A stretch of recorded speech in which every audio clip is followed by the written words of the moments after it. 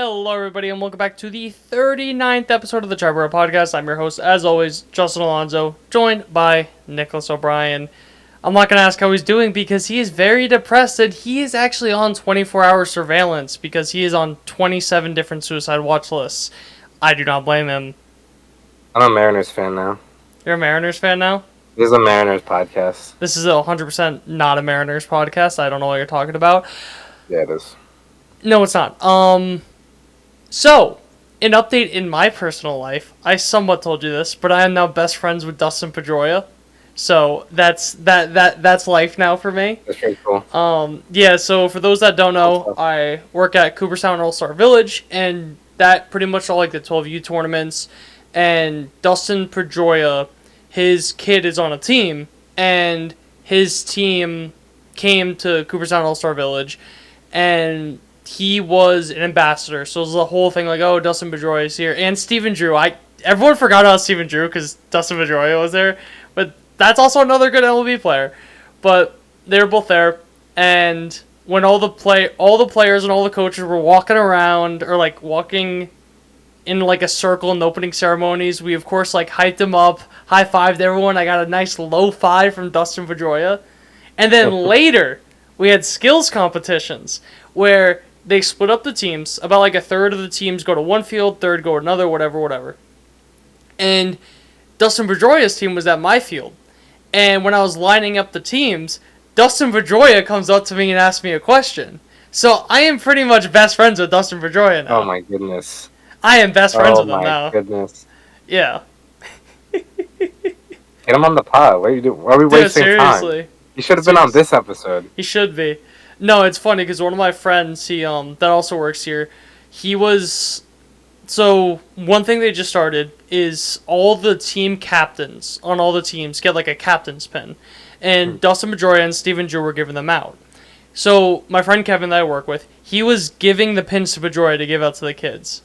So, he's just like standing next to Dustin Pedroia holding a thing of pins that Pedroia is taking them from, then giving to the kids. And the person that runs our social media, Jackie, said, Jackie, you better get a fucking picture of me next to Dustin Pedroia. And I don't want, like, are you kidding me? I would want that too. But, yeah, that's my life. I wish I had a story like that, but I don't. Yeah. I just get to watch the Mets. Yeah.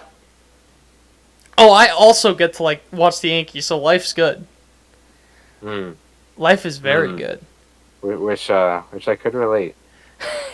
You can't. I cannot. Yeah, that's a long ass intro. That is Ready to go into the Bronx?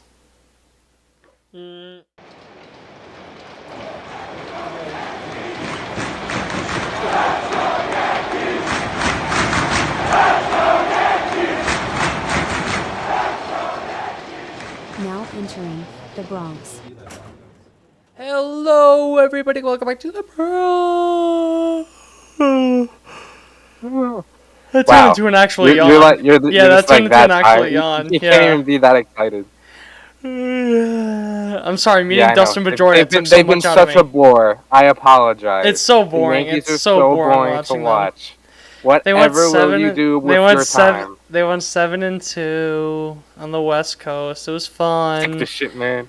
But before we do that, we're getting into the injury report brought to you by the Triboro MD. So, first off, Scott Afros has been throwing bullpens for several weeks now. That's the report. They did not elaborate. Just, that was the report. Did not go into more depth. Jason Dominguez has been playing the field. I think he's been playing for the last 2 or 3 games. He's been absolutely killing it. I'll get more into him later. Clark Schmidt, this is by far the big one. He has been shut down for 4 to 6 weeks with a right lat strain. That came out of nowhere. Yeah. That definitely sucks. But it almost was close to perfect timing. It is, unfortunately for him, it is perfect timing. Yes. And baseball is such a weird sport where things always work themselves out. So, which is what I've been saying. I've been saying that this with the rotation, it will work itself out. Definitely. That obviously does suck because he was your second best pitcher this year, behind Heel, who is just wait. I will talk more about him if there's even more to say. Then you have Nick Birdie. Nick Birdie received a plasma-rich injection in his hip. I don't believe that he is a real person. And then Garrett Cole, as I mentioned, will begin a rehab assignment Tuesday with AA Somerset. That is just going to be fun. Huge. Because, not even for just Cole coming back, but also because Dominguez and Spencer Jones are hitting 1-2 in that lineup, and they're both, like, on fire. So seeing them with, I don't know, that's just going to be fun to see. Yeah. But then getting into the actual games themselves. So game 1, Nestor had a pretty solid start, going 5 1/3, only giving up 2 runs. On the road, you take that every day with Nestor. You just take that, especially without this offense spin. But then, in the 8th inning, Anthony Rizzo had an error that would end the inning. This allows the Angels to end up getting a 3-2 lead, and they just win it. I do not know what to do with Anthony Rizzo anymore at this point. Yeah. It's unfortunately, he is the Yankees' biggest problem. I would definitely either that or the back of their bullpen. Either one of those, but I would probably lean Rizzo. Yeah. Just not good. None of the advances. He's not doing much on the like hitting side of things, and then you can't even rely on him on defense this year. So he's not really giving you much positive, if anything. The only thing he's good at is he's not whiffing and he's not striking out that much. Right. But even then, that 75th percentile and 70th, everything else is below 35th percentile. Right. So it's just not good. He's not a good defender for a guy that you expect at the very least to be a platinum glove defender. Like, I'm pretty sure that error was called a hit, too. Like, I think that Rizzo definitely just has... He has some dirt on the scorekeepers. I don't know what it is, but he's got something on those scorekeepers. Because I feel like every time he makes an error, it's called a hit. And it just does not make sense. Yeah. But just... it doesn't make sense. Like, what do you... Because it's not like they have an easy solution. Like, yeah, you could say you put DJ at first, but then you're going to run Oswaldo Cabrera out there every day at third. Right. It's just... I mean, figure when Peraza gets back, play him full-time third base or, like, platoon him. I mean, yeah, I could... Is Cabrera a better lefty already? I always forget. He's a significantly better lefty. Significantly. Right, so you get platoon, Peraza, Cabrera, maybe. But that's if Rizzo's still on the roster, I don't think you can do that. You can't, no. Right, so that's if you get rid of Rizzo, which is... I don't think they're at that point yet. They're not, no. But, you know, I'm sure sooner rather than later, it's going to come up. 2 things on that. One, I think that he can absolutely suck, but I don't think he'll get cut or like DFA, anything like that, just because of what he is in this locker room. How That's fair. Everyone loves, like, he's pretty much Judge's like best friend. Mm-hmm. So I don't see how, no matter how bad he gets, I don't see a way that you cut bait. But something to the point of they may is that the way his contract works is it was a 2-year, $34 million deal with a $6 million buyout if they didn't want him on the third year. Third year was a $17 million deal. I said that it was a 2-year, $40 million deal. That was my prediction. That is what the deal is. I just really want to give myself credit for that. And how I also predicted Aaron Judge's deal on the dot. I just. Yeah. Get on with it. No, but I could see them taking that $6 million buyout and just calling it there. Right. Because realistically, long term, he is. Let's see how old he is. We're going to be ageist. He's 34 years old. He's not a part of your long term plans, especially when you have to pay so many people because you don't have a second baseman on this roster. Glaber's. Right. I don't see how they could re-sign Glaber. So you're realistically, DJ can only play one of third, second, or first. The other 2 positions you're going to have to kind of make up, especially if you're signing Soto. I don't see how. That's more a long-term discussion. But, yeah, Rizzo's not doing anything recently. And I'm a huge Rizzo guy, too. I'm not shitting on Rizzo, just shitting on. I absolutely love the guy, but it's just not. It gets to a point where it's frustrating to watch. Yeah. And there's nothing backing him up, per se. Exactly. Game 2 had one of the weirdest plays of the season so it was bases loaded with one man out for Juan Soto, or not Juan Soto, who was it? I forget who it was, but Juan Soto was on second base. It was popped up to the second baseman. It was called infield fly. So Soto, of course, goes, but you take your lead, whatever. You see the guy's going to catch it, you go back to second base. He's going back to second base, and there's a weird thing where he tries to the second baseman is in the base path, so he can't get to second base. So he gets called out on fair catch interference because he couldn't get back to the base. Right. Yeah, it was like I'm not biased. I'm not biased when I say that, right? When I initially saw it, I honestly did think Soto kind of bumped him a little. Yeah. I'm not gonna lie, but at the same time, it's like, what else is he supposed to do? He blocked the base path. Like, could you go around? Like, if he goes around, like, are you gonna call him out for running out of the base path? But even then, the rule is, especially with how much they're going like hard on these obstruction rules, is that you cannot obstruct the base path. Right. And how is that not an obstruction of the base path? Yeah, it's confusing because we had another game like this with the Orioles, White Sox. Yeah, White Sox, Orioles. Yeah, that ended the game. Not nearly as close, but still like a very weird ending to the game and just how because the White Sox were rallying. They could have won that game. Right. I guess really quick, if you guys didn't see it, basically, I forget who was on second. The White Sox runner on second they made Gunnar Henderson go around him because he was looking at the pop-up, like waiting to see what's going to happen. So Gunnar Henderson runs around him, makes the catch with no problem, but is called out for interference.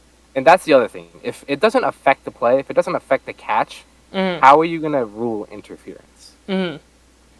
It's also one of those weird things where like it's a dead ball, but it's not a dead ball. Right. It's just such a dumb rule. It's such a dumb rule. At that point, why isn't the infield fly rule called? Why is it just not an automatic out? You know what I mean? It just doesn't make sense. Whatever, but other things. So Boone got yeeted after that. He got ejected, rightfully so. Then a couple other things from this game. Luis Gil was 8 innings pitched, 2 hits, 1 earned run, 2 walks, 9 strikeouts. I don't give a shit. It's the Angels. I don't care. That is absurd. From a guy who was in a competition to be who wasn't going to make the rotation going into the year until Cole got hurt, had to fight his way to the 5th spot in the rotation. Keep in mind, he could have been the 7th man in this rotation. Had he lost that battle in spring training, he would have been number 7. Now he is your ace. Right now, without Garrett Cole, he is your best pitcher right 100%. now. It's There's not even close. No debate. He has been the best pitcher in baseball this year. At least when you look at the analytics stuff, because you look at pitching run value, 100th percentile, meaning he has the most value out of any pitcher in baseball. 96th percentile fastball, 85th percentile breaking ball, 94th percentile off speed. It's just, it's insane. It's insane.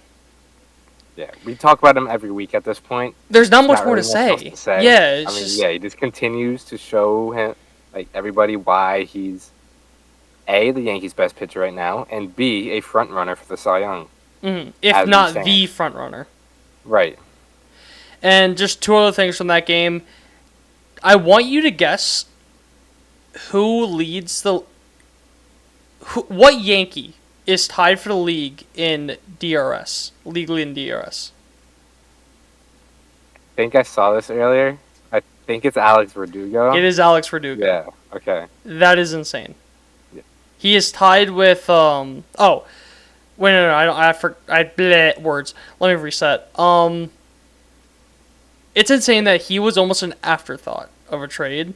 And a lot of people, like, I guess I could talk about Jason Dominguez now because it kind of like ties into it. A lot of people are saying like, what if you cut bait with Alex Verdugo? Because he's been like league average hitter recently. Like he's not been blowing the doors off hitting wise. and call up Dominguez, because Dominguez in the last 6 games, he has 4 home runs. He's hitting like 500, just absolutely going insane. But you're getting the best defensive left fielder in baseball. Second best is for DRS wise in left field is Brandon Marsh with 5. Alex Verdugo has 9. That's pretty much double. Crap. Yeah. He is the best defensive left fielder in baseball, and it's not even close. Yeah. You can't get rid of that. You can't Oh, get rid of that. absolutely not. It's just, No. I think especially with what he brings to unfortunately- the clubhouse too, you just can't do that. Yeah. But go on. Unfortunately, I think we're going. If all else stays the same, I think Jason Dominguez is going to have to stay in AAA. Which wouldn't be the worst thing. Right. It's a good problem to have because everything figures itself out, but you're not cutting anyone else to make room for Dominguez. Especially with the way this clubhouse is, I feel like it's just, you don't have a Domingo Herman. You don't have a Josh Allen. You don't have people that are cancer in this clubhouse. Everyone loves each other. So I don't see how, obviously like if it's a reliever, like a bottom reliever, whatever, that's different. But for the core guys, you can't get rid of any of these guys. You just can't.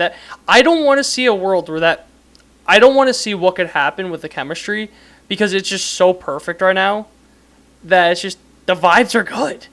The vibes are good. Like, right, and you just don't want to mess with that. yeah.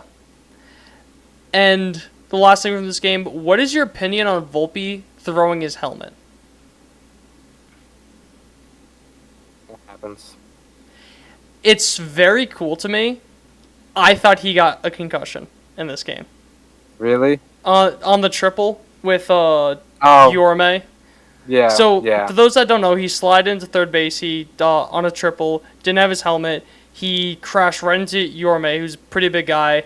And he looked like just dazed right off. Like, didn't know where he was. Like, the ball went out of play, so it ended up being a Little League home run. He ended up getting the extra base. And when he was walking, he looked like he was, like, stumbling. Yeah. So, like, yeah, it's fun, and I love seeing it. But at the same time, it's like, ugh. Yeah, I think it's just like a freak thing. You know? No, I think it's intentional. You think so? I think it's definitely intentional. It happens every single time. Oh, wait, I meant like him kind of crashing. Oh, okay. Yeah, like helmet thing, I'm fine with it. Like, I think in this instance, him crashing and him getting a little dazed, I think that's just such a freak thing. Like, that's not going to happen all the time. So I'm not really worried about it. I wouldn't really look too much deeper into it. Yeah. I was just curious your opinion on that. And then game 3, I only really wanted to talk about Carlos Rodon. He went 6 innings, 3 runs, 5 Ks. He only had 4 base runners, which 6 innings, that's pretty damn good. The thing that I saw that was like kind of crazy, every home run that he's given up this year has been a solo shot. So he's up in the league lead with home runs given up, but they're all solo shots. He's been limiting base runners a lot this year, so at that point you take that. Yeah. For a guy like that, a lot of like not ace elite guys, but like elite, yeah. Yeah, elite pitchers, or like more so kind of power pitchers, or whatever you want to call it. They just get beat sometimes. Yeah. Garrett Cole, I think it was 2 years ago, led the league in home runs. Justin Verlander, like 4 years ago, did the same thing. Yeah, Max Scherzer, Jacob deGrom. Yeah, they're going to be at the highest, because you're not going to be able to string a rally against them. The only way you're going to be able to score runs off them is if you hit the ball hard out of the stadium. Right. Hit them where they ain't. Exactly. I'm fine. But that's that with that series. They went 2-1. Just had the one game that they blew. That was kind of a fluky game. Game 1 at Oracle Park. Aaron Judge, his first game there, coming home to his family, where everyone knows how much he loves San Francisco, hits 2 home runs. Marcus Stroman, 7 in the third innings, 2 earned runs, only 2 strikeouts, but I don't care when you go 7 in the third innings. I was just curious if you saw what happened to the Yankees social media manager. Oh, that he got like doxxed or whatever? That is horrible. I think it was his address, right? Yeah. Yeah. Like, that was just... People are just scummy. It's... Yeah. Pretty much the Yankees... Or sorry, you go. No. You explain it. Cause I was just gonna say the Yankees social media manager pretty much he like tweeted an Arson Judge joke when Judge made the home run, whatever. Like everyone's making the joke. So then a guy quote tweets it with the guy's LinkedIn profile and then his address and his phone number. Like, what are we doing? Yeah. But what were you gonna say? No, I was just gonna say that like social media managers, whatever you want to say, like it's a job. They're trying to be Controversial. They're trying to entertain it. It's all in fun at the end of the day. Exactly. And if it's getting clicks, they're doing their job. Yeah. So don't get mad at someone for doing their job, and also don't be a dick. Like Yeah, like it's not. It's not that deep. serious. It's not that deep. At the end of the day, it's sports. It's it's not. It doesn't need to go that far. As much as we love sports, like I'm sorry, but you're an idiot if you do stuff like that. Whatever it is that you feel about the person on the field, whatever, you start doing stuff like that where you're involving. Because I'm not sure, but say he has like a family, say he has a wife and kids. You're leaking the kid's address to like some psychopath. Like no, that's just so messed up and just whatever. Yeah. On the game too, I just want to know if you saw that. Cody Poteet taking Clark Schmidt's spot, 5 1/3, gave up 3 runs, only 2 of them earned. You take that for a guy that's only going to be starting another couple weeks. Right. Judge hit another home run because of course he did. Then game 3, the fun one. So Nestor Cortez only went 4 1/3, had 3 hits, 7 strikeouts, kind of shocking for that high through that many innings. But not the best start from him. But where this game got interesting was in the 9th inning. You were down 5-3 against Camilo Doval, who was my pick for reliever of the year. Was he your pick as well? I think I said Diaz. Yeah. Was Ian Camilo Doval also? Because I know we're all really high on the Giants. I will fact check you as you. Okay, regardless, but one of the best relievers in all of baseball. You're down 2 runs against him in San Francisco, which is a pretty pitcher-friendly ballpark. Glaber, single. Jose Trevino, fielder's choice. The thing that's important, he rolled a ground rule double play. A ground ball double play. He ends up beating that out, and that could have been the difference in this inning. Granted, it would have been 2 outs, but you never know what happens because up next, Anthony Volpe, triple. I'm pretty sure that's like his 3rd triple of the week. Juan Soto, in a game where they are down 5-4. Juan Soto, already having a home run in this game, to the deepest part of the park. Let me make sure I specify that. He hit that ball to the deepest part of the park. He hits another home run to the 2nd deepest part of the park to give the Yankees the lead.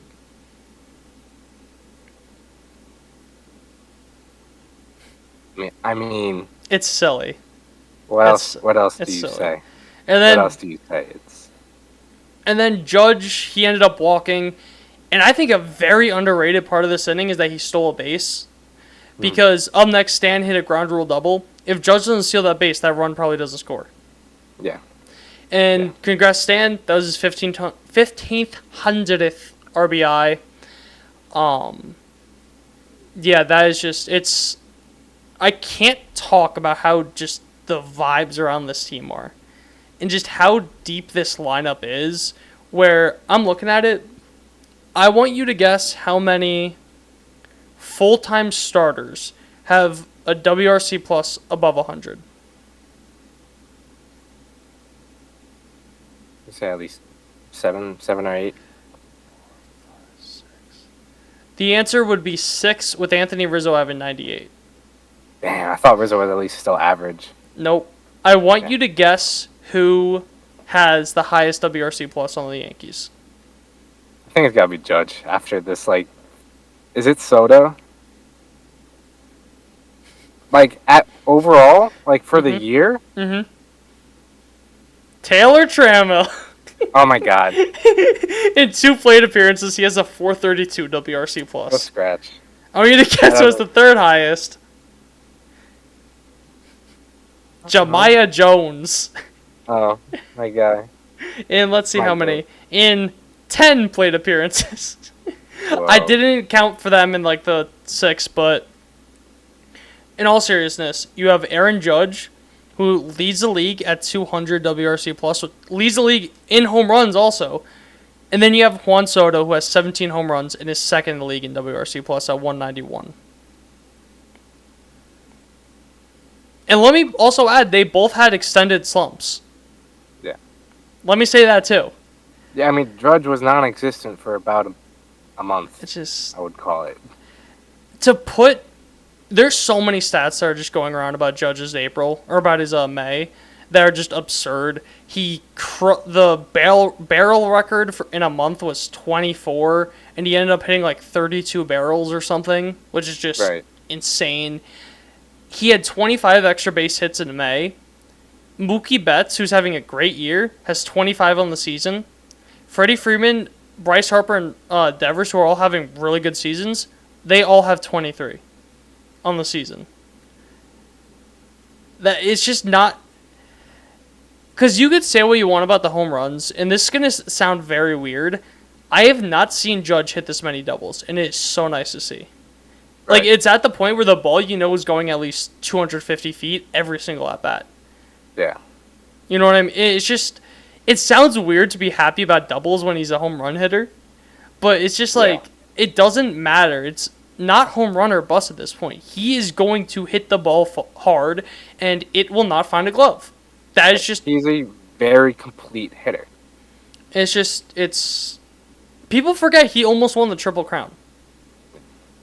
And you both called me crazy when I took the over on the RBIs. I just want to say that right now. You both said there was no way he was going to do it. What was I forget. What was the number on like that? 112? That I can fact check you, because I could not. It was either 112 or 117. Scrolling. You're scrolling. Go follow us on Triboro Podcast on Instagram, Twitter, TikTok, all that good stuff, where you can look at these yourself and follow along. Oh, you had that set at 112 and a half. Yeah. That is crazy. He's at like 50 right now. But just, I want to put his month in perspective, where I also included June 1st because he hit 2 home runs in that game. So in a month plus a day, sue me, he had 12 doubles, 15 home runs, 29 RBIs, and he had a 18 walk percentage, a 99.9 average exit velocity, 380 batting average, 496 on base, 950 slugging for a 289 WRC plus. It's a base just 500 on base. It's He comical. got on base 50% of the time. It's comical. And it's if not Barry like Bonds did that, it would go down. No, I kid. But no, that's insane. It's completely. Is it? Would you say this is like his best stretch ever? technically not. Has he done better? Remember I told you about... Oh, that was like the 16 game or whatever. I would say yes. There could be a better stretch and like a longer thing from when he hit 62. There could be. Yeah. But he hit 15 home runs in a month. Right. So I think that it probably is his best individual stretch, but this is the best I've ever seen the lineup. I could guarantee you that. Yeah. I can guarantee you that. And just... I just want to talk a little more on Judge. So he has 278 home runs in 895 career games. That's a lot. The fastest person in MLB history at 300 home runs is Ralph Kiner in 1,087 games.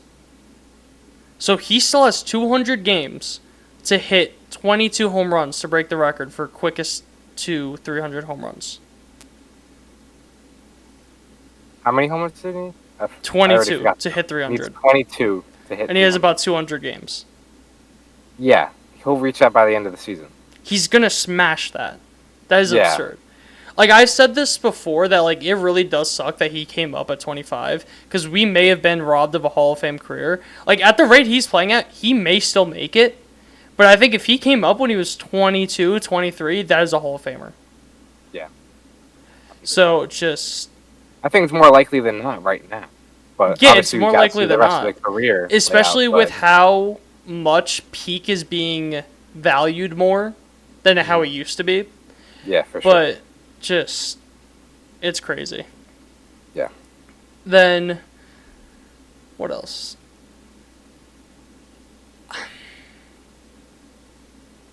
How do I want to word this?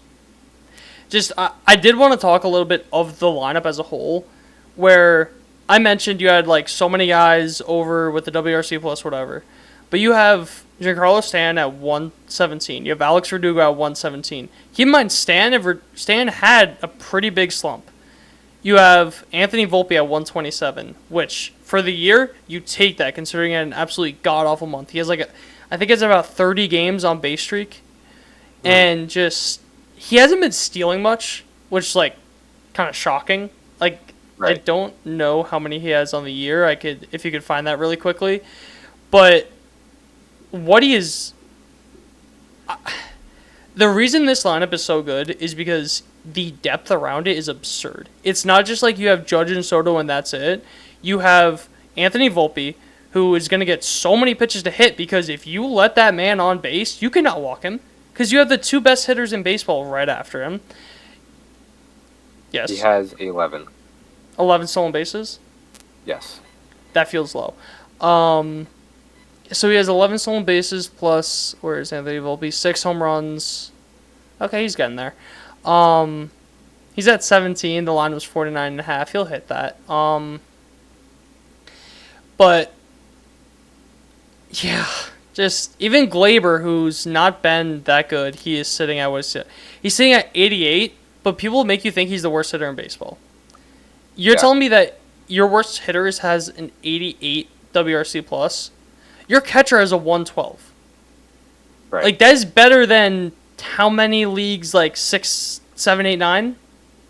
Yeah. You know what I mean? Like, how many teams would wish that, like, their 5 or 6 hitter had that, and he was our 9 hitter yesterday. Right. Or today. It's just, I don't want to say it, but goddamn it I will. This team gives me Team of Destiny vibes. Just with all the vibes they give, how they are never out of a game. Where this game, it felt like it was just, okay, it's whatever, it's a getaway game, you're going back home, whatever. No. They said, against one of the best closers in baseball, we are not leaving this fucking stadium until we get a goddamn win. They went 7-2 on the West Coast trip, where granted the teams weren't the best. They still suck on the West Coast. They usually split or lose when they do West Coast trips. Yeah. If you go 500 on a West Coast trip, you're happy with that. They went 7-2. It's not like they were facing bums either. They were facing some of the best pitchers in baseball. You faced Yu Darvish. You faced Snell. You faced Logan Webb. Tyler Anderson. Jordan Hicks. Tyler Anderson's had a very good year so far. You faced some of the best pitchers in baseball, and you killed them. You faced Camilo Doval, who I'll say again, one of the best relievers in baseball. You killed him. It's crazy. It's just insane. The word, like, I can't think of words to say because it's all been said. Get it out. It's okay. No, it's honestly a thing of there's nothing more to say. Yeah, definitely. But you want to say more. Of course, yeah. That's why we're here. We're supposed to be talking. Yeah. But there's not much to talk about when they're rolling this. Ho-hum, they shit on teams. Like. Right. Ho-hum, Aaron Judge and Juan Soto are the best hitters in baseball. Ho-hum, Luis Gil is the ace. Ho-hum, they're getting Garrett Cole back, and this rotation is already one of the best in fucking baseball. Like, the only flaws on this team are second base, which could be fixed with LeMahieu coming back. First base, which could also be fixed with LeMahieu coming back. The back of the bullpen, which you have a couple of guys coming back. Tommy Kahnle has just started pitching again. You have Scott Efros, who could come back soon. Bullpen guys are incredibly easy to trade for at the deadline, and Cashman has shown that he's very good at that. So I just don't see, barring a catastrophic injury, how this team doesn't make a very deep playoff run. Yeah, for sure. Especially because... even with, like, second base as a problem, Torres had a 116 WRC plus in May. Yeah. So he could very He's well been be hitting better. Around. He's been Right. hitting a lot better than how he started. Right. So it's just, it's silly. It's silly. It is. That's all I got, unless you got anything else you wanted to add. No, I mean, like you said, there's not much else to say. Vibes are high, wins are high. Juan Soto is insane. Blank So is Aaron Judge. fucking check. Just Amen. crazy. Alright, It so is. take us away. And then, unfortunately, we'll go on to the other side of town where things are going the complete opposite. Off to Queens.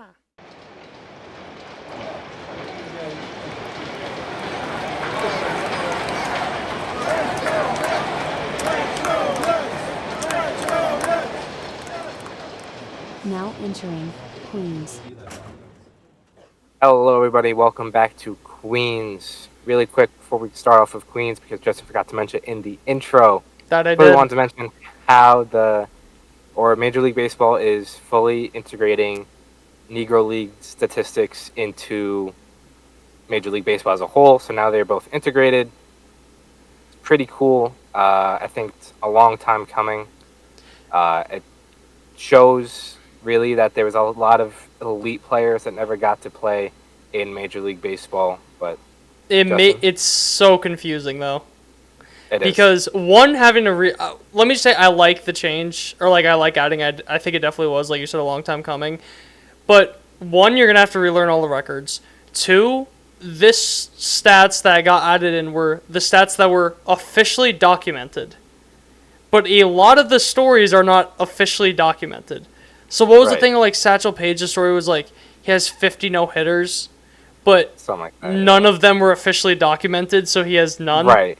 So a lot of it can be It's skewed, so- which is the issue with it. Yeah, that's like But- I like it. I just wish it was more consistent Yeah, so with do I. that stuff. It would be very interesting to see, because one thing I was thinking about, do you think they ever add the KPO or the Japanese Baseball League? Probably not. Okay, Just that's what I was thinking because too. It's not of- not like you could- American. It's kind of its own. Right, and you could argue the Yeah. same thing with the Negro Leagues, that they're not the same leagues, and it's different, which is, again, you could argue Negro Leagues as well. The one negative thing I will say about it is that it's kind of like, oh, because Major League Baseball said it's okay, now it's cool. You know what I mean? It's kind of like they're trying to lift it up themselves when the statistics were already there in their own right, if that makes sense. Yeah, I get what But you mean. Regardless, I think it's still... It's weird, yeah. It's obviously It's a good but sensitive weird. subject, but still think it's really cool. But I would recommend everyone go look at it. I think it's really cool just to see all the different guys, like we mentioned, Satchel Paige, was it Josh Gibson or Josh Gibson is like the best hitter of all Gibson. time. Yeah, just guys like that. Super cool. The thing that Hank Aaron almost took back the home run record. Right, where what you say, it's added- like 2 off. Yeah, so Barry Bonds is 762. Hank Aaron in MLB had 755. But in the Negro Leagues, he had 5 home runs. So he almost retook the home run record from Barry Bonds. Right, that would have been pretty fun. But, Yeah. But regardless, super cool. Go check it out. Another controversial home run record holder? Shocker. Yeah, exactly. But going on with Queens, the Mets had a week. As you can tell by the They title, played baseball this week. drama-filled week. They played baseball, and that's not even the biggest story coming out of the week. A lot happened. They still only won. They won 2 games this week. They went 2-5, 3-7 on the homestand against the West Coast visitors. Just another Mets week. So before we get into that, of course, I'm changing the name because you'll see the injury and roster report brought to you by Triboro MD, because there are a lot of roster moves throughout the week. So kick things off with Edwin Diaz. He was put on the 15-day IL a few days ago with a shoulder impingement. That shoulder kind of feeling funny, Edwin? Is that what we're going with? look, it could very well be an injury. It could very well be an injury, Cap. But Thank you. because I read somewhere like with rehabbing his knee, or not really rehabbing, but getting back to his form with his knee, he could be unknowingly kind of using his shoulder a bit too much because of the knee or whatever. So it could very well be a real injury. But at the same time, you have to think like, hey, he's been struggling. His mental health has been struggling, which he came out and said when he lost his confidence. Take 2 weeks off. See how you feel. Because the other thing is, too, it's like, oh, he's back, but oh no, he needs rehab assignments. So then he can go down the minors, pitch a couple games there. We talked about this in the past where if it is like an actual injury and stuff, this sounds like a phantom IL thing to me. That's what it sounds like. I don't see it being anything else. But if it is a real injury, we did talk about this with Senga, where he had the what was it? It was like the weird muscle in the shoulder, or right? The tendon. Yes. Whatever. The name is escaping me. We were talking about how him overusing, him having that could cause to him changing his mechanics to compensate, which could change to something else. He ends up getting a hurt tricep. So it can be another situation like that if he is truly hurt. It sounds like I'm not making fun, but like calling the guy out for like, oh, you're faking it injured. No, I think this is the right play regardless. I think that you definitely, if it is a phantom IL, I definitely agree with that. I would have done the same thing, where it's just he needs to regain his confidence. He needs to find a way. The only way he's going to do that is by pitching, and I don't think right now he could do that pitching in the major leagues. Definitely. So he's going to be on the shelf for a little over 2 weeks. If maybe they'll put him to rehab assignments, like I said, not really sure what they want to do with that yet. But moving on, quick, just touching on Kodai Senga, no real update there. So weird. We talked about it at length last episode, so if you missed that, go check it out. He's still just like throwing, just like very light toss, nothing really going on. No timetable, nothing like that. Moving on to Francisco Alvarez. He has started a rehab assignment in AA Binghamton. I believe his first game was on Thursday. So up to this point, he's played 2 games. So far, he's gone 1 for 5 with a home run, of course, a walk, and 2 strikeouts. And he's caught at max 7 innings so far, which is, I think that's the biggest thing. It sounds like they know he'll be fine hitting, but obviously it's his left hand, so it's his catching hand. So that was like the big, I guess, check mark or benchmark. Yeah. So he caught 7 innings. The big check box. Right. Like the big thing that usually be today, Sunday, and then he will then play back-to-back games on Monday, and then they'll re-evaluate from there. But so far, it doesn't seem like they're completely writing him off for the London trip coming up this week. So we'll see. Hopefully he Shout out to Bubba, who will be there. Yeah, shout out to our roommate Evan, who will be there. He'll send us pictures. Evan. That goddamn Philly fan. Yeah, exactly. He's a New York Yankees fan and a Philadelphia Phillies fan. Let's make it make sense. He can't pick it. I get it. His family's from Philly. You gotta give him that. But it's different if it's like me, like Yankees, Rockies. Like, it's the Rockies. Who gives a shit about the Rockies? But I feel like New York and Philly, you got a lot of animosity there. Maybe not baseball. But I'm saying like how I'll never root for a New England team. Like, as a New York sports fan, I will never root for a New England team. Or a Boston team. Fair enough. Fair. Whatever. Oh. But back to Alvarez. Hopefully, when he comes back, just a little jolt of energy to this team. Just a little bit of his flair and his swag, I guess, if you want to call it. Like, just him being on the team and playing day in, day out. Hopefully that can just spark something.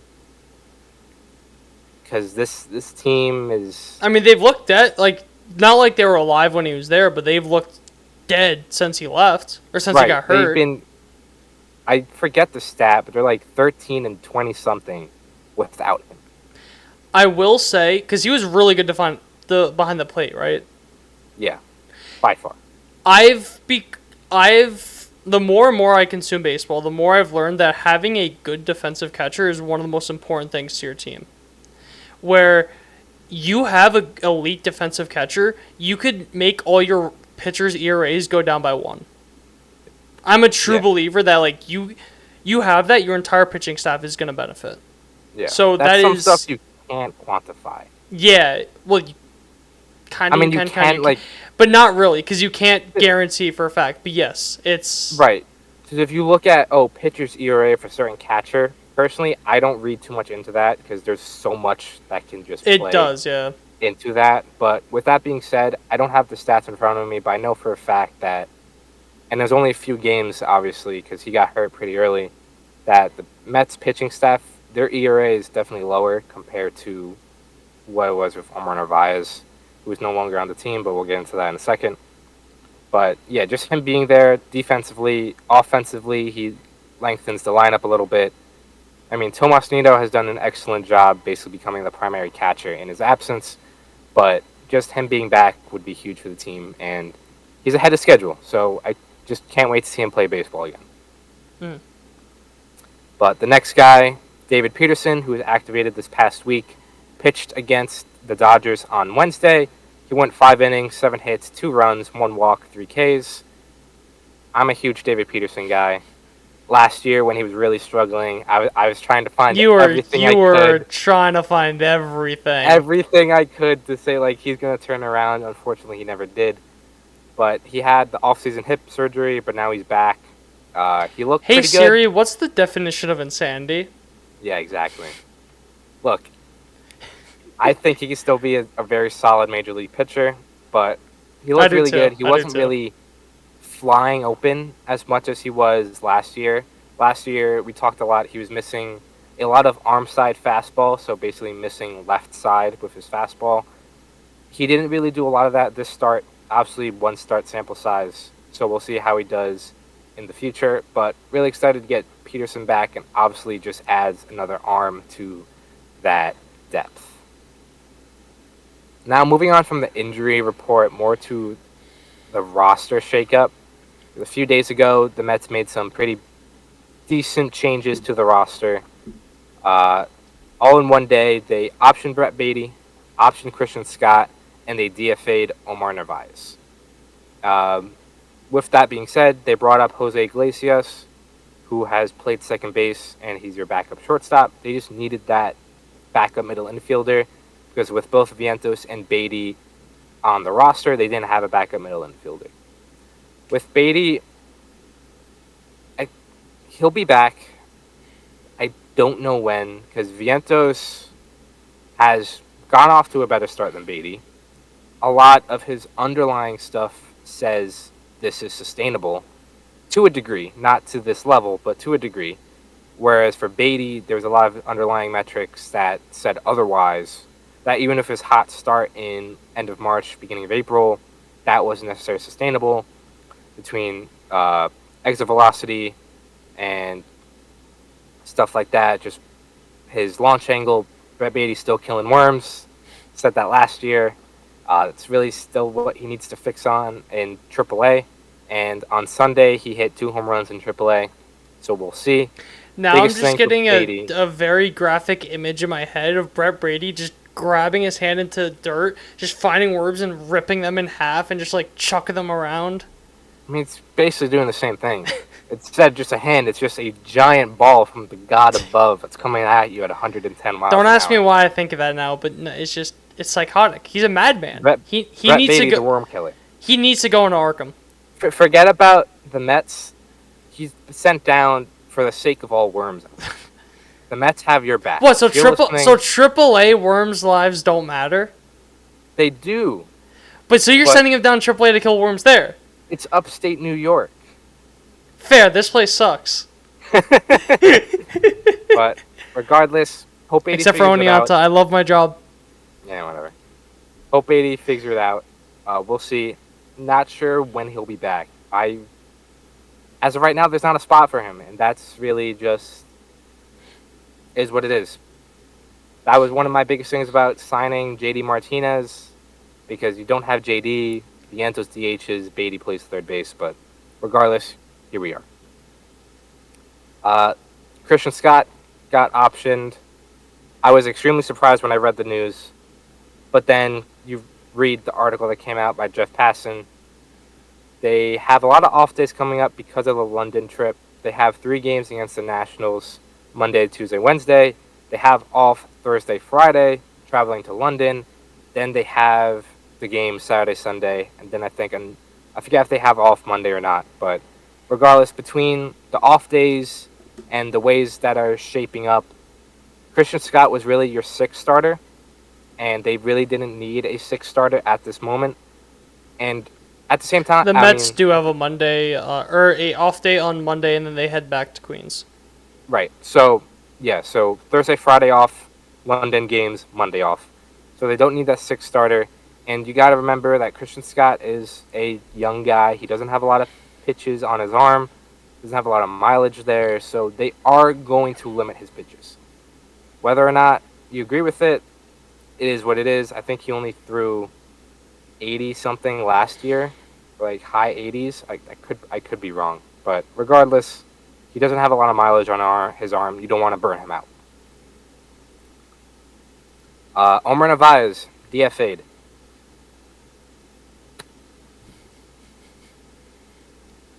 I never want to say or be excited as someone loses their job, because that's what this is. It sucks for Omar. He seems like a great guy. I, for one, thought from the get-go it was a confusing signing. But I tried to look at the bright side of it and try to kind of rationalize it. It just didn't pan out here. You know, it's unfortunate, but it was time. His OPS started with a 5. His defense was really bad. Tomas Nido ran away with the catching job.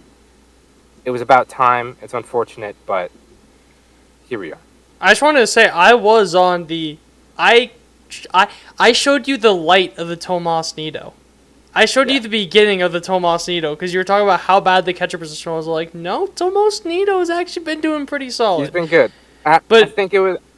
Go ahead. Yeah. Finish. I was just going to say, his fielding run value is 6 for Omar Narvaez. I just went on a whole big tangent about how elite defensive catcher is so important. He is one of the worst.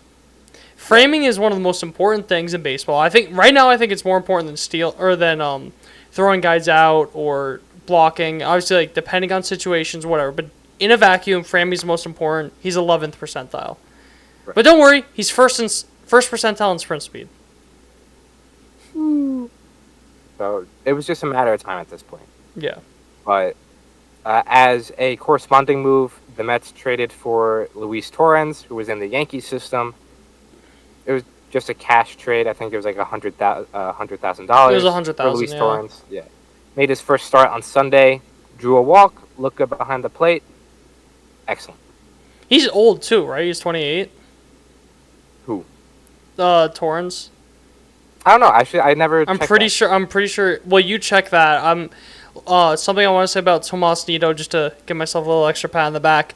He is 83rd percentile in blocks above average, 90th percentile in caught stealing above average, which we've talked about. The Mets have a serious problem with people stealing bases. 68th percentile in framing, 76th percentile in pop time, for 84th percentile in fielding run value. This is a Tomas Nido podcast. But and even yes, Luis Torrens is 28. 28. And even some of his other numbers, like his hitting numbers, he's not qualified, but he'd be about 80th percentile in barrel, about 80th in hard hit, about 75th percentile in sweet spot for launch angle, and just so he's been solid for a guy that should have been your backup catcher. Being that elite defensively, you take that and coming into the year, he was your 3rd string. Exactly. Should have been your 2nd because Omar Narvaez is, But yeah, I remember seeing something on the SNY broadcast, like in the past week or whatever. He was slugging over 500. Yeah. Which is pretty insane. But lastly, for the roster shakeup, the most controversial one, which we'll just talk about now, is Jorge Lopez was designated for assignment after a wild ending to his Mets tenure. Uh, so if you guys missed that, at this point you're gonna listen to this. It's kind of beating a dead horse, so we'll kind of just give a quick recap and our thoughts on it. But if you guys missed it, the last game of the Dodgers series, Jorge Lopez was ejected from the game after it looked like he was arguing a checked swing by Freddie Freeman. He didn't get it. It wasn't close, so I'm not. I think it was just a bubbling up of frustration, and he kind of just lost his cool a little. So he started barking at the third base umpire. What a lot of people aren't talking about is the third base umpire, like, really went at him as well, which didn't help things. And if you're a major league umpire, you shouldn't be trying to pick a fight. You shouldn't be barking back. You either warn the guy or throw him out. Right, and he was like arguing pretty hard and like motion towards Lopez and walk towards Lopez. I think that was completely uncalled for by that umpire, and I'm surprised not a lot of people are talking about that. But regardless, Lopez gets thrown out of the game. Lopez starts walking towards the dugout, untucks his jersey, takes his glove, and throws it over the netting behind the home dugout into the stands. Before we move on that alone, what are your thoughts on that? That's just so bad. Without knowing the stuff that we know now, even it doesn't make it that much better, but it still is pretty damn bad. You can't do that. It does not matter the situation. Punch a cooler, kick a cooler, whatever. Like, throw your glove in the dugout. Like, yeah, that's a little whatever. But guys do it all the time, and they don't really get. As long as you're not hurting anyone, you're not gonna get in trouble for it. It's not really that big of a deal. But to throw it over, obviously you're not gonna hurt anyone with throwing a glove. But just the thing of untucking your jersey and throwing the glove, like, just go to the locker room, go down the tunnel, do it there. Because you're ejected. Like, you shouldn't be. Go into the locker room, just do what you got to do there, where no one's watching, especially in a city like New York. Right, like you said, throw a cooler, break an iPad, throw your glove in the trash, whatever. When you throw something into the crowd, that's crossing a line that shouldn't be crossed. Because I see a lot of people point to, because we'll get into a little later what Mendoza said, basically saying a lot of it had to do with standards. And as a professional baseball team, you do have standards in your organization. And I saw a lot of people pointing to McNeil, like, oh, McNeil is always cursing and throwing his helmet, throwing his bat. McNeil isn't throwing his helmet or his bat into the stands. Grown man curses. World stops spinning. He throws his helmet on the ground. He throws it, on his bat on the ground. He slams his helmet in the dugout, whatever. Lopez crossed the line by throwing equipment into the stands. Mm-hmm. So that was the on-field it's also issue. It's not like he's throwing it at players, too, McNeil. Right. It's throwing in an area it will not hurt someone.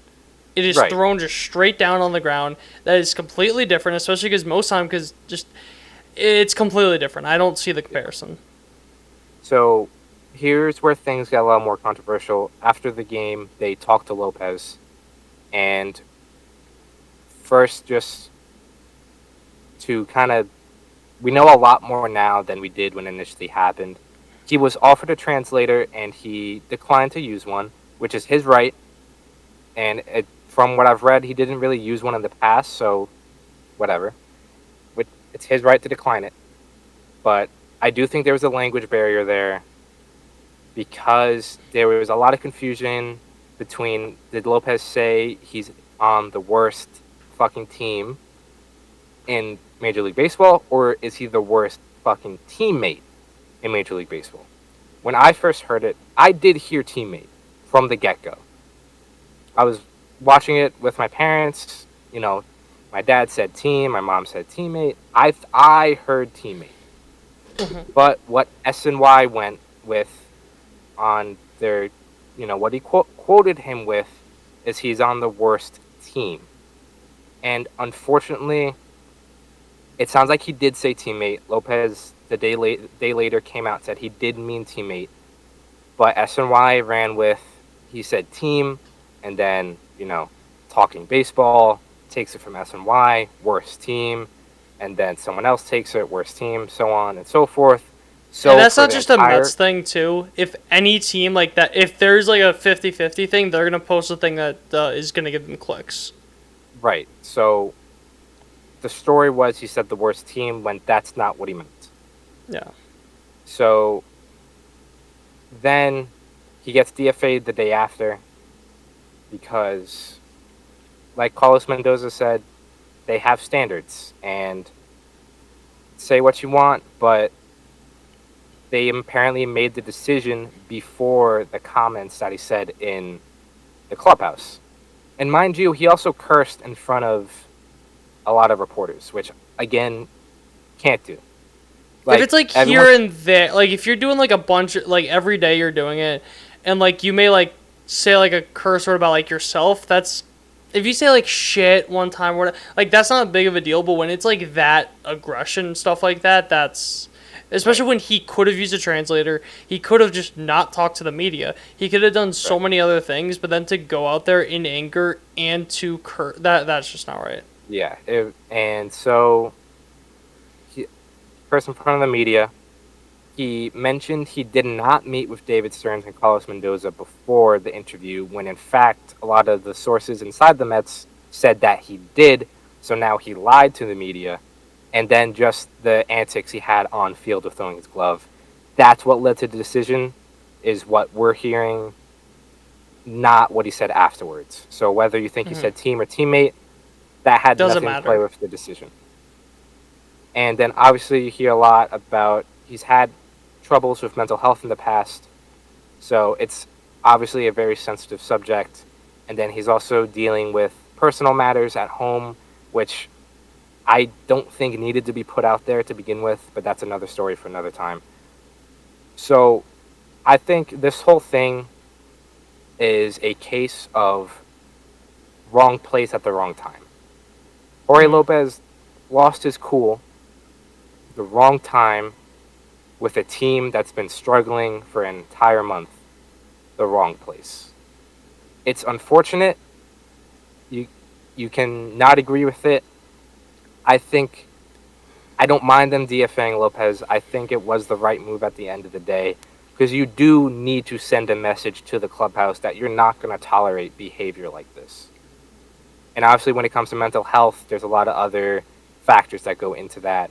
So I hope if this was a mental health occasion, DFA. I hope that Lopez gets any help that he needs, and Yeah. I'm sure he's going to get another job with another team soon.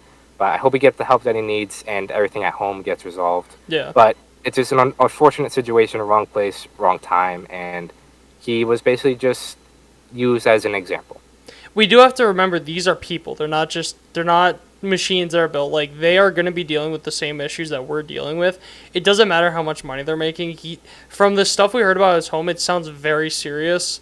So it has to do with his kids, where anyone that has kids knows that is so serious, where no one knows how they would react in his situation. So yeah, you could say like, oh, this was wrong. Like, yeah, I don't agree with some of the stuff he did, and he definitely could have handled it better, but we also don't know exactly what state he's in mentally. Right. So at the end of the day, it's unfortunate, but he was used as an example, and got to move on. But so going off of that, another big story was after the same game with everything with Lopez, the Mets held a players-only team meeting where it was basically just like a lot of guys just, finally sitting down with each other, looking each other in the eye and kind of being like, hey, we need to get our heads out of our ass. Like, we got to start playing better. Pitchers, you got to do your thing. Hitters, you got to do your thing. It seemed like Lindor kind of called it. So say what you want about Lindor being a leader or not. I think this is a prime example of that. Lindor is a leader in that clubhouse, whether you like it or not. It seemed like him and Nimmo kind of led that meeting, but a lot of people talked, it sounded like, and from what the players said, it sounded like it went over really well, which I think it was a matter of time. I feel like team meetings are becoming a little more Common. like, whatever. They held a team meeting. But sometimes you need it. Sometimes it's at that point where it's like, all right, guys, We got to sit down and we got to talk like, hey, this isn't working or this isn't doing this or whatever.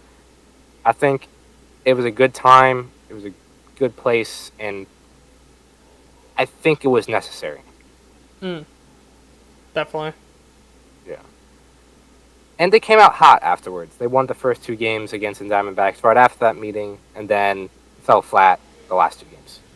So, who knows? But look, baseball is a very mental game. If this meeting helped a lot of the team mentally, fantastic. If it ends up doing nothing, whatever. But one thing I do want to mention about the meeting, not so much the meeting, but post-game interview after the meeting, Lindor talked to the media, and Lindor was talking about the 2022 Mets. And a reporter asked him, I'm paraphrasing, but are you guys holding on to that? Are you guys holding on to 2022 where you won 101 games? Are you holding on to the fact like, hey, 2 years ago we were really good, so we got to be really good again? And I found Lindor's answer really interesting, and not a lot of people were talking about it. And from the get-go, it was like, no. Like, they're not holding on to that. Just because we were good 2 years ago does not mean we're going to be good this year. But he mentioned that maybe some of the guys are holding on to the process of 2022. And when I hear process, I hear coach, hitting coach. And up to this point, the Mets offense has been very inconsistent. And Eric Chavez is the hitting coach, who was the hitting coach in 2022. He was the bench coach last year. So technically, this is really his second full year as a hitting coach. At what point do the Mets maybe think they need a coaching change? I don't know, but you see this all the time in sports where a coach can be, in any sport, a coach can be dominant for like 2-3 years, like the next big thing, then they're done. Like, right. Realistically, think about it. There's a handful of like managers. I'm pretty sure Kevin Cash is the longest tenure manager, and he's been a manager for like 10 years. I think Boone is second at like 6 or 7. So when you think about it, coaches come and go. There was how many new managers that got hired this year? Like 6 or 7? Right. And that happens every year where there's 5, 6, 7 new manager openings. Coaches get cycled in, cycled out. And there'll be guys that were pretty damn good coaches. Like Gabe Kepler, when he was with the Giants, they finished first in that division. They won, 105, 106 games? Yeah, something like that. The next year, he was done after that year. Right. So it's not just because you're good one year, the league will adapt. They'll figure it out. Teams will be different. Your hitters will be different. Guys will get older. Some guys will get better. Some guys will get worse, whatever. You can't just hold on to that same process. You have to find a way to evolve as the game evolves. Because think about it this way. Definitely. Back in 2022, was anyone talking about bat speed? No, I don't think so. Exactly. Right. So there's always new things coming in, and up to this point, the Mets offense hasn't really done much. Again, they've been really inconsistent, and you talk to a lot of people, especially non-Mets fans, they look at 2022 and it's like, oh, the Mets always got lucky, the Mets were really lucky, stuff like that. And look, did they? Maybe. There's some underlying stats saying that they did get maybe a little luck went into their way, but you don't luck your way into 100+ wins. Right. And also remember that they had pretty elite pitching throughout the whole year. So, I don't know. I just thought that was interesting. But that's enough of the team meeting. Quickly, just some more notes. I'm not going to get into the game specifics. Sunday's loss was another bullpen explosion. Not even explosion, just another blown save. Another blown chance. The Mets are 11th in blown saves.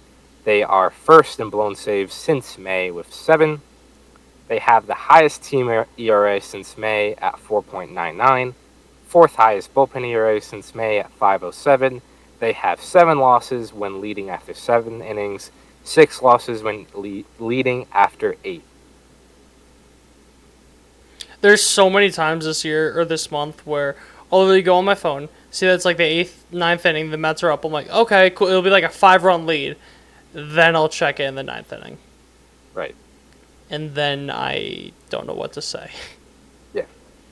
And it's extremely frustrating. The bullpen has been very bad in the month of May. Just very quickly, if I can remember which tab. It's somewhere, I swear. Here we go. Some notable bullpen arms ERA in the month of May. Adam Ottavino, 9.28. Edwin Diaz, 8.68. Reed Garrett, 6.08. Jorge Lopez, 6. Sean Reed-Foley, 3. Let's see. Grant Hartwig, 7.3. Cole Sulcer, 9. Josh Walker, 6.7. Sean Reed-Foley, Daniel Nunez, I will get that name down. Jake Diekman, and reliever style Adrian Hauser are the only relievers with an ERA below 3, or 3 and below. Everyone else had above 3. A lot of them had above 6. Look, it's one bad month. It happens. But it's not even bad. It's disaster. It's horrible. Horrible. It's not even like they're just playing bad. All the I think the stories are so much more concerning. About all just the dysfunction in the clubhouse. What do you mean by that? Well, just maybe not dysfunction in the clubhouse, but how many different things that you're hearing that, like, in most clubhouses, in like a winning clubhouse, that does not happen. Like I'm wording it wrong, but just how many stories that you're hearing where it's like, I am not following. I think I'm on drugs. More like the Jorge Lopez stuff and just how there's so much frustration. I think there's a point where there's that many blown saves. Part of that has to be on the manager, like or the coaching or just something. Coaching, like, maybe. It can't just be on the players. No matter how, baseball, it's to a lesser extent, but if you have good coaching, will never happen. You'll not blow 7 saves in a month. And part of that has to do with the manager, where it's not a thing of I'm calling out Carlos Mendoza. It's just that he's a first-year manager. It's going to happen. And granted, not all of it's his fault, but what was the game where he left in a guy for like way too long with Reed Garrett? Last week we talked about Reed Garrett with the Giants. Yeah. It just feels like that happens so much, where it's just like, if they would have done this, they would have done that. It's just... I've only had issues like that recently. Well, that's what I'm talking. I'm talking about like May. But not even May, just like a week ago. Like a week and a half ago is when I really started having some issues where like, oh, you left him in too long. Oh, you brought him in too early. Oh, you're really bringing in him? Like today, Sunday's game, Ketel Marte, excellent hitter against left-handed pitching, by far his better side. Ketel Marte got up 5 times. Each time he was up, he faced a lefty. Jake Diekman was in for the save. He was absolutely going to face Ketel Marte at one point. With how good Ketel Marte is against left-handed pitching, I would have liked some other mixing up of the bullpen. You already used Garrett and Ottavino in the innings before, but what if you used Diekman in the 7th instead of Garrett? Or in the 8th instead of Ottavino, and you gave one of them this save opportunity? It's stuff like that where it's like, that kind of bothers me. It's because I have the stats in front of me, so you should have the stats in front of you. Even better stats in front of you. Right. That Ketel Marte is a better hitter against left-handed pitching.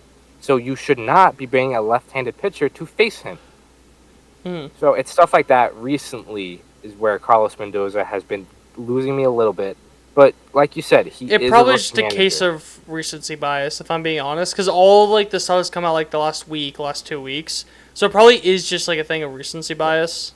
And Jake Diekman had a 2.89 ERA in May. So it's not like he's been bad, per se. Yeah. But at the same time, the whole bullpen has been bad, like I mentioned. So it's kind of pick your poison. That's the other thing where it's like, oh, if allowing the manager, well, he doesn't really have a lot of a lot of guys to choose from. Mm-hmm. And then quickly moving to starter ERA in May, Joey Lucchesi had 1 game, so I'm not really going to count him. Adrian Hauser, still really bad as a starter, 9 ERA. Jose Quintana, 7.2. Luis Severino, 4.97. Sean Manaea, 4.23. Christian Scott, 3.9. David Peterson, so on and so forth. That's what worries me. Your best starters are the minors too. Yes, but granted, again, it's for the I reason with that. Yeah, but I'm just saying that your best starter right now is not on your major league roster. Right, and ERA point, wise, at least. You kind of mentioned it. Coaching, I put this more on coaching than I do the manager. Jeremy Hefner has been in this organization for a while now. I think 3, maybe even 4 years he's been in the organization. He has survived 3 different managerial changes, 3 different GMs, whatever. At what point do you look at it and maybe you need a different pitching coach? Because the Mets are still pretty high in walks. Like I mentioned, they had a horrible May pitching-wise. A lot of guys are having down years. At what point do you look at your starters and, yeah, maybe some of them aren't producing, but maybe the coaching isn't helping either? Mm. I'm not calling for anyone's jobs. I'm not usually one to do this either, but I think they might have to look in the mirror a little bit sooner rather than later. Because, look, Eric Chavez and Jeremy Hefner, sorry, both aren't Mendoza's guys. And forget, they're not Mendoza's guys. They're not David Stearns' guys. He didn't bring them in. So it's one of those things where eventually maybe you need to kind of look in and see that maybe something's not working. Mm-hmm. But to the offense's credit, in May, they are 3rd in hard hit percentage, 7th in barrel percentage, 17th in BABIP. So I think there was some unluckiness in May when it comes to the offense. I'm not worried about the offense long term. It's the pitching. That's why I kind of bring up Jeremy Hefner. But look, I'm not really sure what goes into that decision, what they look at, whatever. But it's been a really tough month. They started off June poorly, getting blown out yesterday, Darryl Strawberry's number retirement, and then losing another close game Sunday. So it's frustrating to watch. I'm sure it's frustrating more as a player. As you are running out of things to say for the Yankees in a good way, I am running out of things to say for the Mets. Yeah. But that's really all I got. So if you just wanted to add anything. It's literally just not. You don't eat words like that's. What I just tried saying is an explanation of the Mets season. Yeah. It's not just that they're losing. It's the way they're losing. Right. Because in the past, the Mets have just been a lovable loser type team. It may not be the greatest, but they have fun. I am not having fun. Yeah, no, it's embarrassing. This is bad. It's really embarrassing. Bad. It is. It is. And like I said last week, it's getting late early. You know, you have to go in on a Yankees run. It's the winter. Really, it's the winter solstice right now. Right. It's getting dark at 4:30 at night. Right. Forget about wild card. Forget about playoffs. You got to go on a really good run to get back to 500. Right now, they're 11 games under 500. Fourth in the division, 5 games behind a wild card. Before we start talking about that, you got to go on an incredible run. Mm-hmm. And as of right now, looking at this team, I don't know if they have that in them. Yeah. The You got only nothing shot, else? the only shot they have, I think, is if Francisco Alvarez comes back and completely changes that pitching staff. I think that is the only shot the Mets have.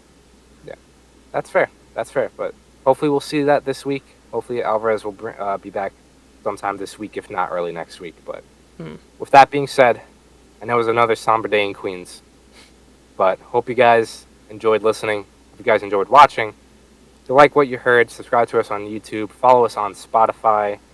Follow us on Instagram, Facebook, Twitter, TikTok, all that good stuff on social media. Hopefully it's not going to be another long week in Queens, but you'll always be having fun in the Bronx. So thank you guys again for watching, and we'll see you next week. See you guys.